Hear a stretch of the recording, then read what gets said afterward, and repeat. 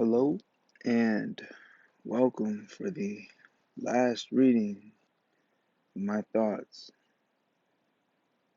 This is times four. And honestly, this is where things get brought back up. See, the concept of Christ is the idea that we all have the ability to be divine. God created us and allowed us to experience life in a multitude of ways. So why do you think you've ever had doubts about anything? What if that was simply your subconscious thought trying to tell you to resist an idea even though you've been taught to believe that it's the truth? Or maybe whatever you were doing wasn't as bad as it seems, but your subconscious thought was telling you to resist whatever it was you were doing. I believe we can all agree that God works in mysterious ways. And don't get things twisted, but when I say that falling away from God is a good thing, I mean that in modern day terms. You see, if we're made to experience life with optimism, then trying new things or experiencing a different way of doing things isn't always a bad thing. But if we come out of that, whatever it was, and believe that it was anything other than God who brought us out of that, this is where we will continue to fall short. You could try your absolute hardest to refill your spirit with things that will attempt to fill this void. And some things might work temporarily. Other things might just end up making things worse. But if we understand that we are all divine and that a divine creator created each and every one of us in its own image, then when we do things to ourselves that would otherwise be damaging our spirit, this is when we need to come to the realization that we are destroying ourselves from the inside, and that this has got to stop. As a human race, I understand we all go through things, some worse than others, and I'd be lying if I said I couldn't relate to some of these things. I mean, we've all been through good and bad experiences, but this isn't what gives me the right to do or say anything. But when I understand that you and I are only words and look at things as us, you see, we have the power to do anything we desire with our lives. We have the ability to manifest our own destiny. And if we want to go anywhere in life, it simply starts by recognizing where we're at and acting accordingly to get to where we're trying to be. We have to stop giving credit to anyone other than ourselves. Good and bad, the credit is ours.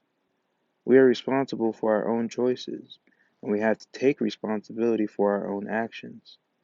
With this said, we can't be afraid to give ourselves the credit, and we can't be afraid to take the blame for our actions.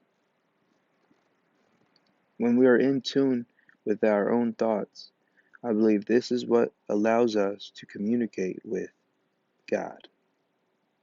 Consciousness is a gift from God that not all living things possess, but we humans do to the extreme because God wanted us to be able to communicate with them. The battle of good versus evil is just as metaphorical as it is literal. If Christ is a metaphor for God's holy people, then truly I tell you, we can all be Christ. And with this in mind, who do you think is the real enemy?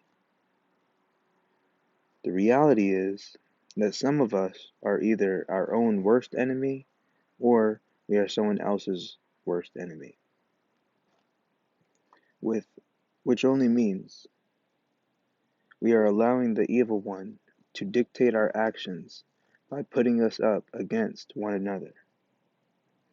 The truth is that if we understand that we are all divine, there would be no need to fight. Instead, we could focus more on feeding the hungry or healing the sick. Sadly, we were all born with a desire to control. I believe this is the greatest enemy of them all.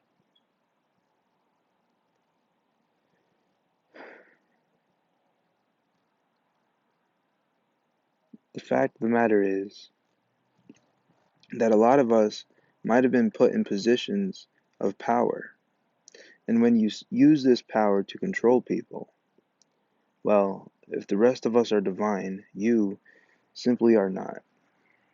By this logic, any person put in a position of power and who uses it to control others is actually the evil one at work, literal or metaphorically speaking.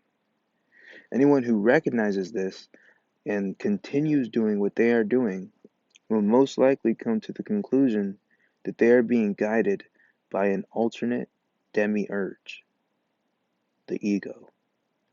This demiurge is the opposite of what I might consider myself, a demigod. This is a simple distinction because ego causes us to believe that we are better than someone else, but knowing that we are all divine, that we all have the opportunity or ability to be a demigod, should allow us all to stay humble in knowing the fact that truly nobody is better than anyone else. There's no other way to explain what I mean other than that.